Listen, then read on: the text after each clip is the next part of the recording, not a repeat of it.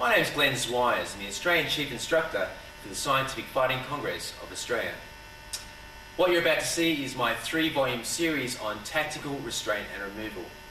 The objective of this series is to train you how to efficiently and effectively restrain and remove some sort of threat.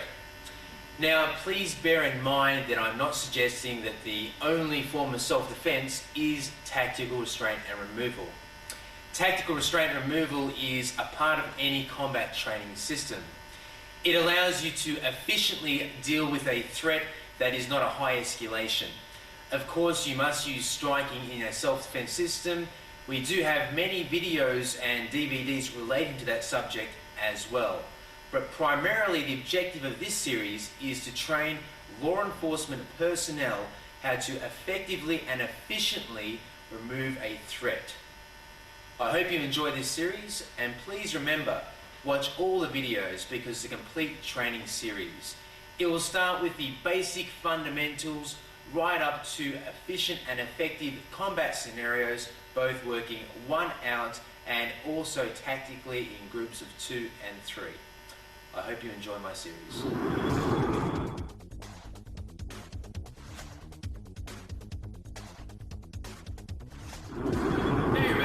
The first restraint removal tactic. It is the basic wrist lock.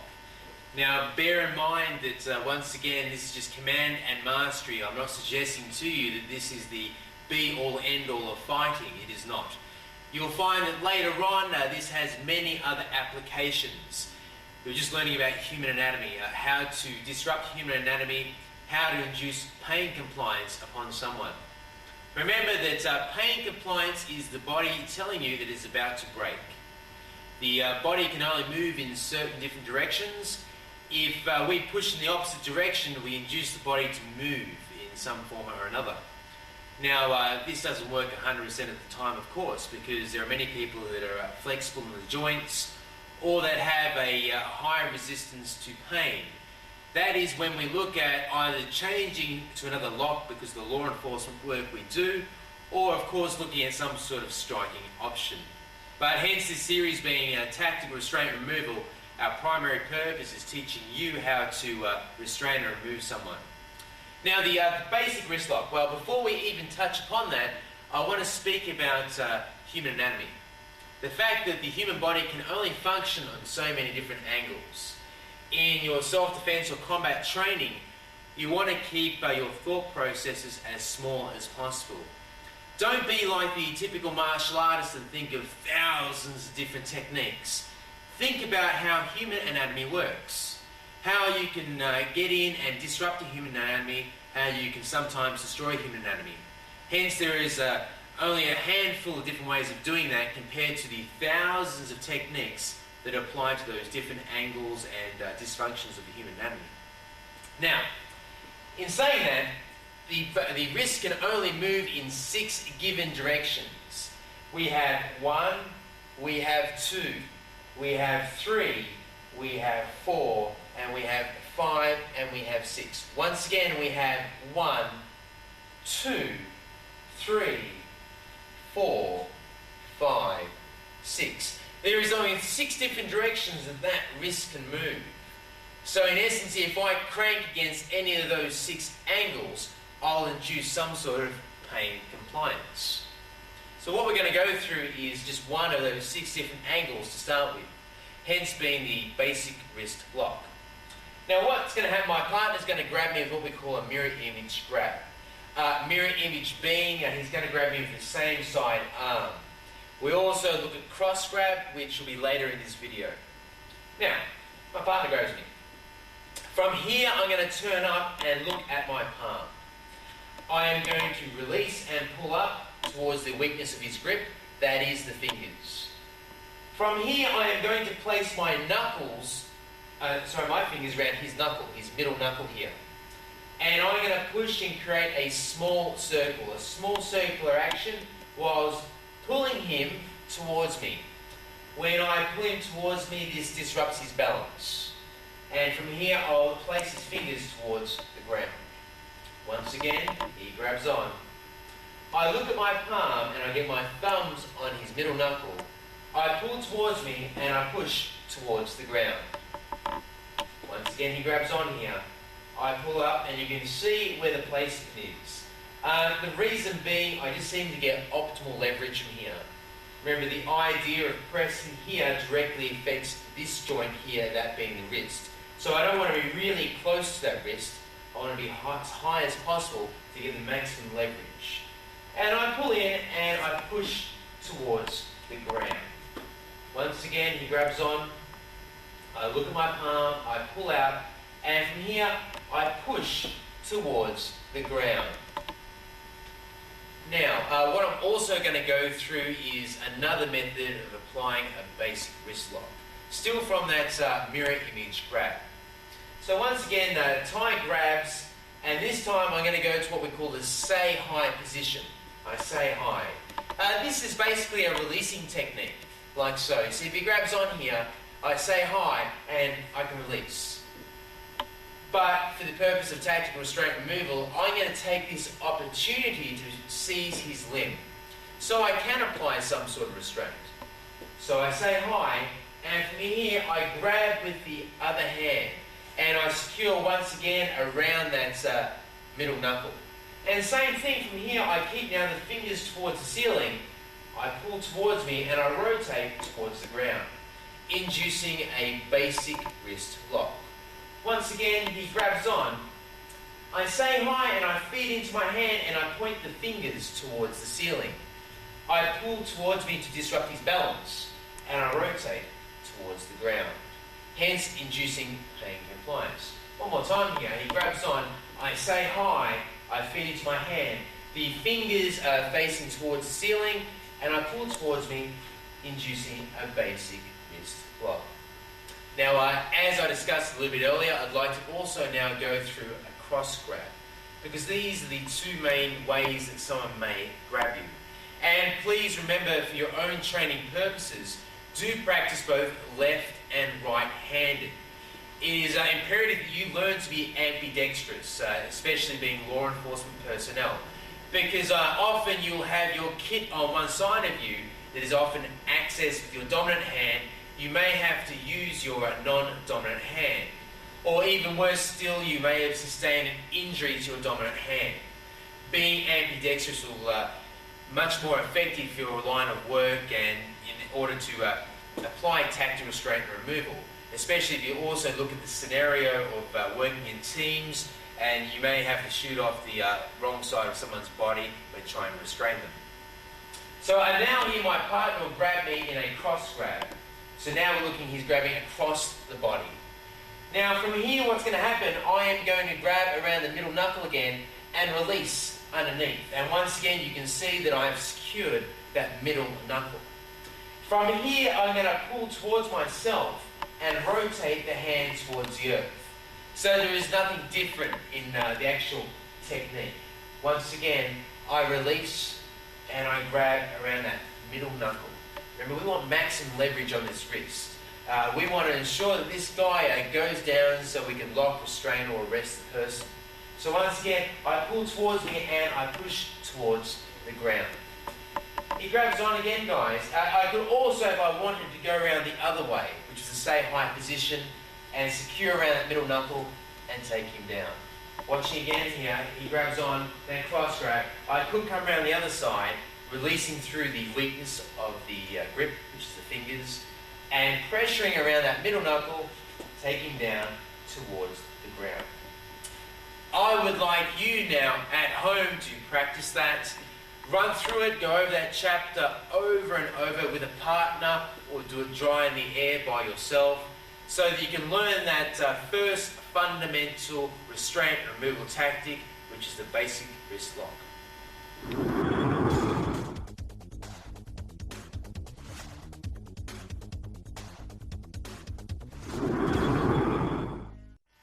The next lesson we're about to go through is the basic arm bar. What the basic arm bar focuses on is hyperextension of the elbow joint. Once again, inducing some sort of pain compliance. So now we've got my partner here, Greg. He once again will grab me in that mirror image grab that we've already practiced earlier. From here, I am going to say hi and grab his wrist into the basic wrist lock. From here, I am now going to induce an arm bar. Now, there are many different ways to do an arm bar. It is not the technique. It is about the disruption of human anatomy. Please bear in mind that, and we'll go through that many times, I'm sure, in this series, but I want you to remember it is never the technique. It's about the weakness of his anatomy. So from here, to get maximum hyperextension, I focus on north of the elbow, just here, north of the elbow. It is just slightly above the actual very tip of the elbow joint, north. The reason being, we're at the tendons here that connect the tricep and so forth. So I'm just here, north of the elbow. What I do from here is I grab his arm to secure it, and from here I push down towards the earth. And at the same time, we're going to be a little tricky here. We're going to induce a basic wrist lock. So I'm going to press in here, push in here, and I'm going to raise up, locking the shoulder as well. And as you can see, it's very dynamic. Greg tends to move very quickly with that. So once again, he grabs on. I say hi. I grab the wrist and the fingers are pointing towards the ceiling. I come in north of the elbow and secure with my hand. I push in, push down, and I raise up. And as you can see, it is very dynamic. Once again, we're still focusing though on technique development. This has nothing to do with combat scenarios. That is at the very end of this series. So he grabs on, I say hi, I grab the wrist. His fingers are pointing towards the ceiling. I come in north of the elbow. I secure with my hand and I push down and raise up, and here I've induced a basic wrist lock along with a basic arm bar. I'm now going to demonstrate another very simplistic way that you can also lock and restrain someone using a basic arm bar.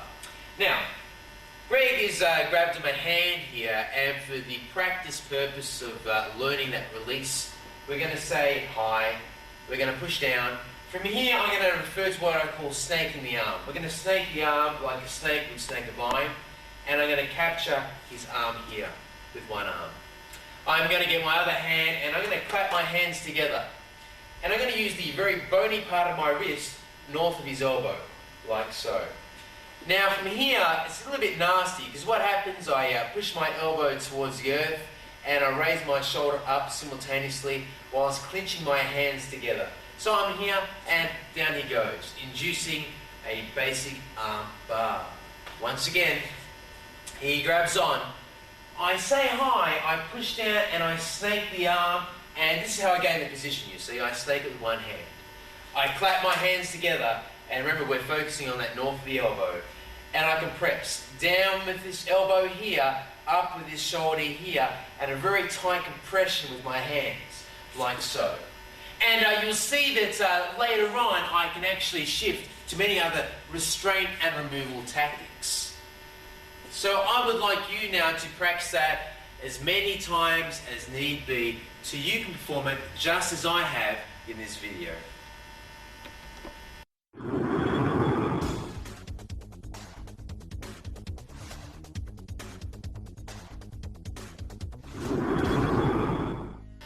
We're now about to go through the gooseneck lock. What I'm about to show you today is several different variations of the gooseneck lock. It is an effective tool that is often used in law enforcement work. Unfortunately though, in previous times it has been taught either incorrectly or inefficiently. So what I hope to do today for you guys is to bridge that gap. Give you something that is very effective and efficient and show you many different possibilities.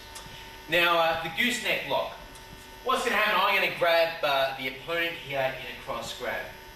The first most important thing is actually securing the person. I want you to practice coming in and securing him around the elbow joint. I don't want to see you practicing this, coming right up and locking under like some sort of flashy person. The idea is tactical restraint and removal. As you know, law enforcement work, we're dealing with some sort of threat. For me, just to come up under here and not securing the arm is not possible. The only way that is normally possible is in the martial arts type environment. What we're going through today is law enforcement tactics. Things that relate to law enforcement, the way that you can perform in your job effectively and efficiently. So, I grab in a cross grab position, and another little creature feature will be disruption of their balance. You know, in the real world, we can't just come in here and grab here, smile at him and lock him up. It's just not going to happen for you. Okay, you're going to get whacked in the head, or you're going to have a hell of a time trying to lock and restrain this person.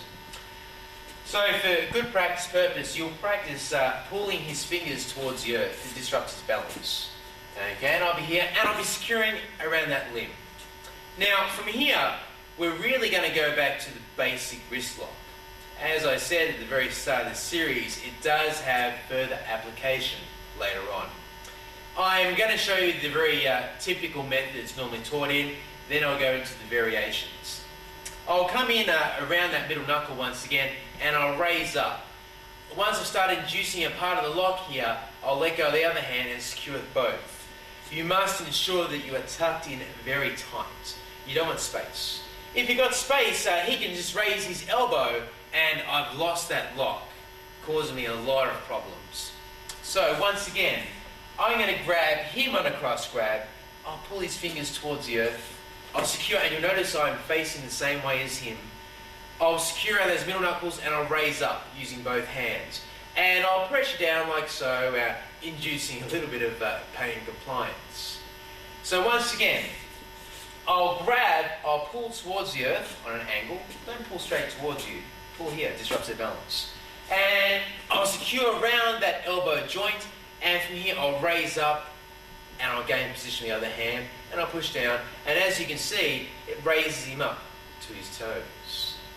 Now, from here I'd like to discuss the variations. We'll start with exactly the same way of obtaining the position for the lock, by pulling his fingers towards the earth, securing the limb. But this time, I'm going to get his fingers up towards the ceiling. And from here, I'm going to pull in very tight towards the person. Once again, I'm here. I grab on a cross grab, I secure around the elbow joint, and his fingers are pointing up towards the ceiling. I still gain position around that middle knuckle, and I pull in very tight from here. And this is a great way to take someone out of a venue, or as a resting technique. It is very efficient. Okay, it's very tight, and it doesn't look like you're doing much to the person. You can also jack them up with a little bit of pain. If you pull them, they're very advantageous. So once again, I'm here. I pull them on a slight angle towards the ground. I secure around the elbow joint, and I pull up with the fingers towards the ceiling. Now the next couple of methods are going to help you with the very first one that I showed you. I'm here, I pull in and I secure around the elbow joint. I raise up.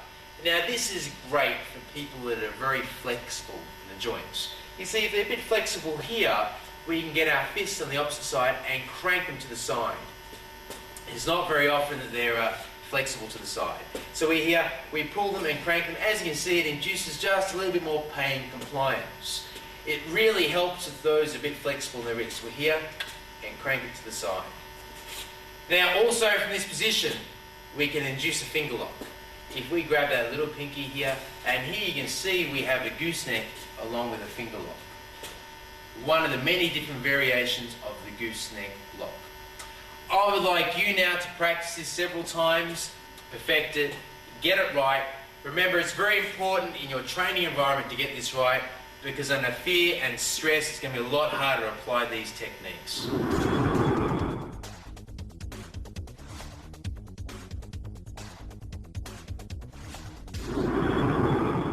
The next component we're going to learn is finger locks.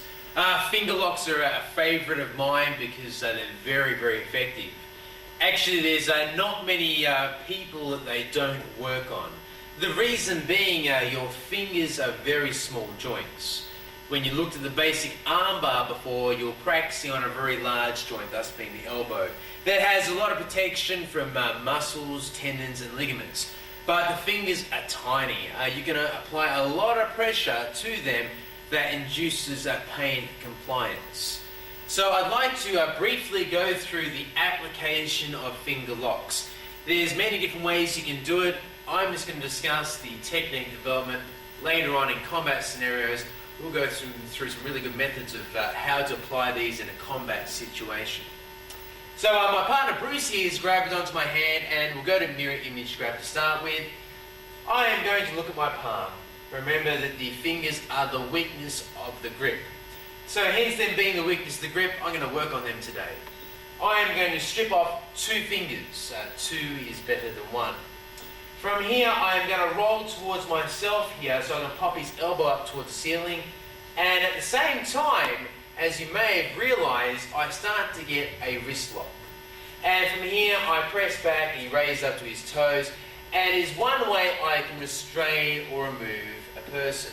You can be nasty and bridge it up here and induce a bit more pain on his wrist too, if you wish. So once again, he grabs on. I look at my palm. I strip 2 fingers off and up towards the ceiling I go. You must remember, if you look, it's a whipping action. It's here, it whips up, you see? And this is what induces the pain. I'm up here and I have pain compliance. From here, you can throw, you can take down. There is many different options that you have. Once again, he grabs on. I look at my palm. This way, the thin part of my forearm is facing towards his thumb.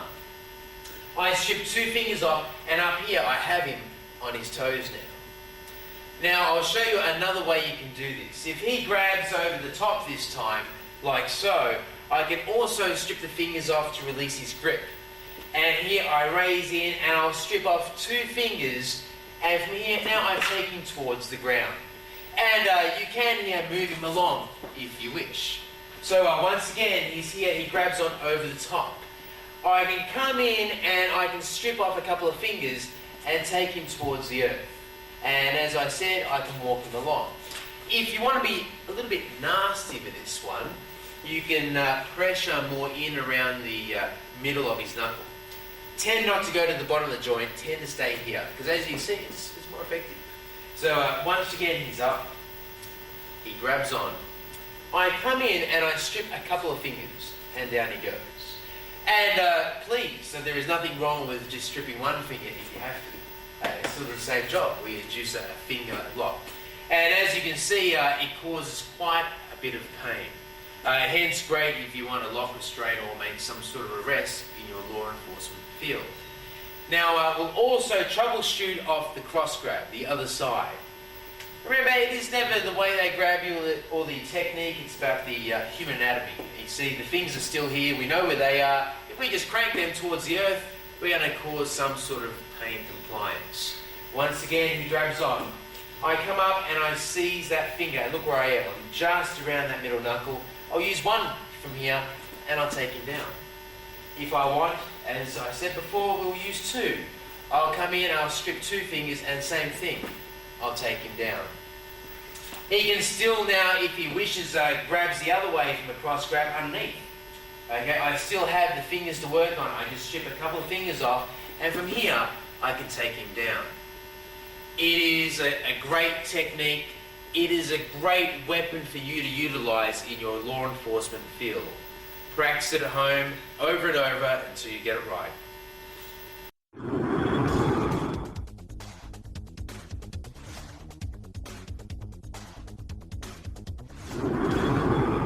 The next restraint removal tactic we're going to do is the hammer lock. During many years of my own personal experience as a crowd controller, I can tell you that this lock works. I have restrained and removed many different people without any further complications. The problem as an instructor over the years that I have seen, it is often not taught the correct way. So today I will teach and explain the correct way to induce a hammer lock. Now, for good practice purposes with your partner, he will stand here in what is commonly referred to as the tough man. Okay, he's standing here with his elbows out. Now, I'm not suggesting to you that this is the only way in the world that you can apply this.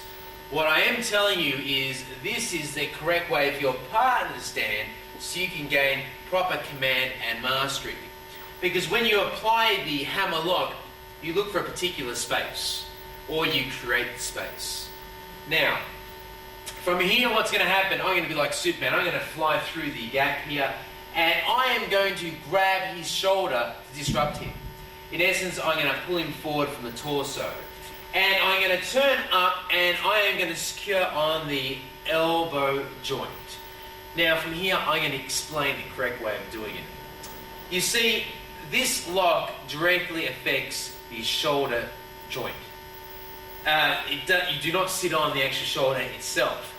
If I sit on the shoulder itself, if Bruce resists against me, and he stands up, he goes to stand up, I can't hold him down. Okay, and as you can see, I'm using a lot of strength there. If I am on the elbow joint and Bruce goes to stand up, I can hold him down, because I'm directly affecting the shoulder joint. Bear in mind, the correct way is always across the elbow joint, not the shoulder joint. I can tell you now from experience that is the only way that works. If you jack around with someone's shoulder, you're going to end up with problems and complications, and most likely you'll end up getting damaged in the process. So, from here, once again, I fly through like Superman through that space. It is actually the mirror image arm that secures the elbow joint. I pull forward for disruption, and I come up and I lock on to the elbow joint. Now, it doesn't end here. We must secure him with the other hand. And to induce more pain, we raise up on that elbow. But we must secure it as quickly as possible. And there are many different ways of doing that, as I'll discuss today. One very basic way is if we come up on the inside of the shoulder. Often when you put a hammer lock onto someone, the inner nerve endings are exposed out now, whereas normally they sit behind the rotator cuff. So from here I get my fingers and I just press in here like so. Okay, and as you can see, we induce a little bit of pain there on Bruce. So once again, he's here.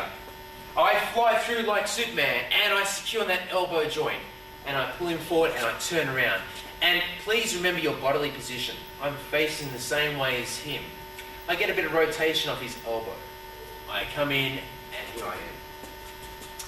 Now, if this fails, or you're looking at maybe more of an aggressive threat, I can also pull the nose back. This is great, okay? It affects their sight as well. There is also a little point under here that causes quite a bit of pain. I can also come around on the outside of his jaw and pull him back this way to restrain him as well. And at the same time, I raise up on that arm, okay, inducing a lot of pain into that shoulder joint. So this is how I'd like you now to drill this at home. My partner standing here, I would like you to practice both left and right-handed. So you'll be flying through like Superman, you'll be pulling around and you'll secure in one of the methods I've shown you. He'll be back like Superman, I'll fly through, I'll pull from the shoulder and I'll turn him round, and from here I may decide to pull him up from the nose. I'll go back around the other way here, and I'll just keep running through this drill with my partner and securing him. As you can see, it is a very, very effective tool. This is your technique development.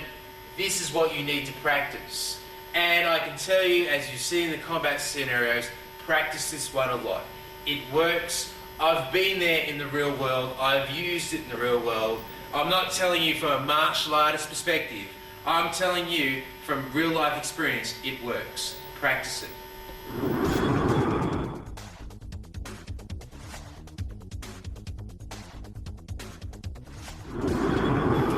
The next restraint removal tactic I'd like to go through is the S or V lock. The S or V lock you'll be practicing from a mirror image grab. From here I'll say high and I'll attain the wrist. Now the S or V comes from the shift in his elbow. It creates the V or the S. Look, don't fret if someone has a deadlocked arm, create the bend for yourself.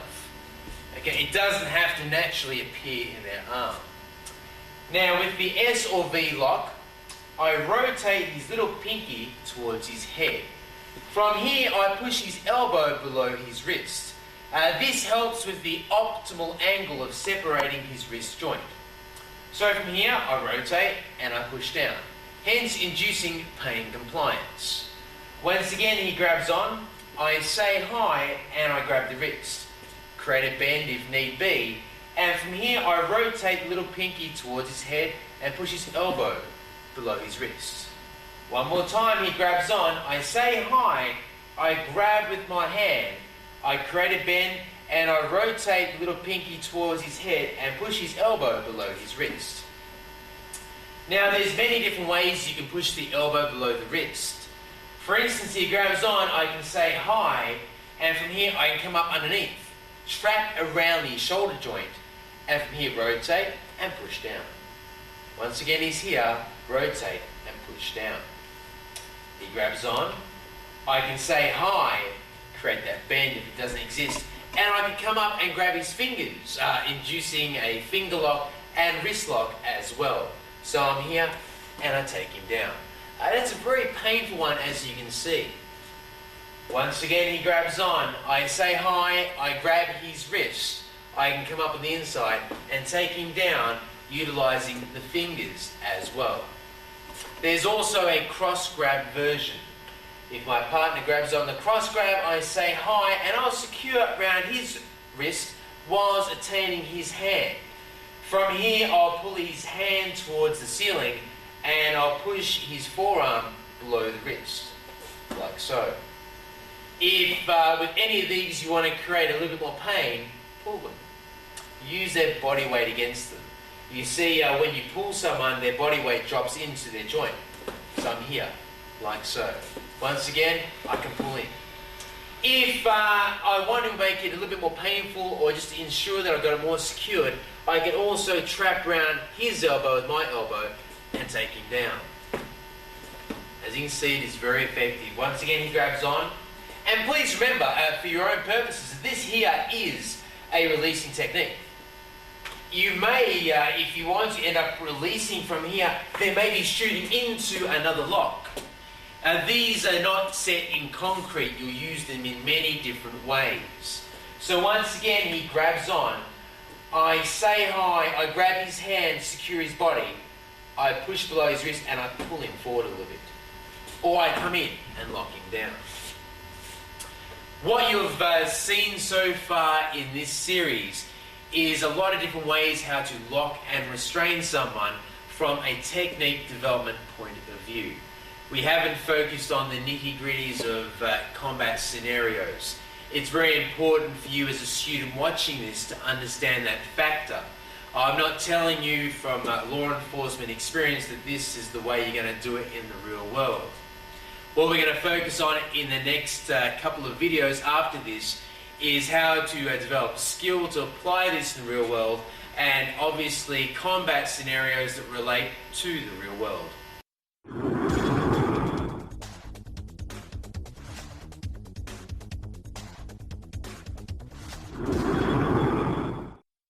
I'd like to now run through the ability to lock flow. There's a large advantage of being law enforcement personnel and practicing this drill. The idea is someone does shift a position on you when you're trying to apply a lock, you'll be able to see some other point where you can actually restrain and remove the person. It allows you to transition from one particular joint lock to another, which is very imperative to law enforcement personnel.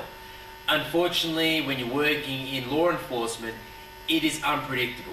We don't know what the person is going to do. If we're a little bit too slow or they're very fast, they can very quickly change position. But because we know that we're focusing on different angles of the human anatomy, we should be able to transition to another lock quite easily. So, what we're going to go through is just the locks that we've already learned through this series. My partner's going to grab onto my hand. I'm going to say hi, and I'm going to grab the basic wrist lock. I'm going to come in to the arm bar. From here, I'm going to back the lock off. Remember, if you're going to transition with a lock, you must back it off. You can't go to another lock when the joint's already locked. So what I'll do is I'll back off the elbow, but I'll still keep a certain amount of resistance on his wrist. I'll pull him around to the S lock position, and I'll apply an S lock. From here, I'm going to take under his arm and apply an arm bar. From here, I'm going to shift around the elbow and pull him up into a hammerlock. From here, I'm going to pull from the back of the elbow around to the front and switch into a gooseneck lock.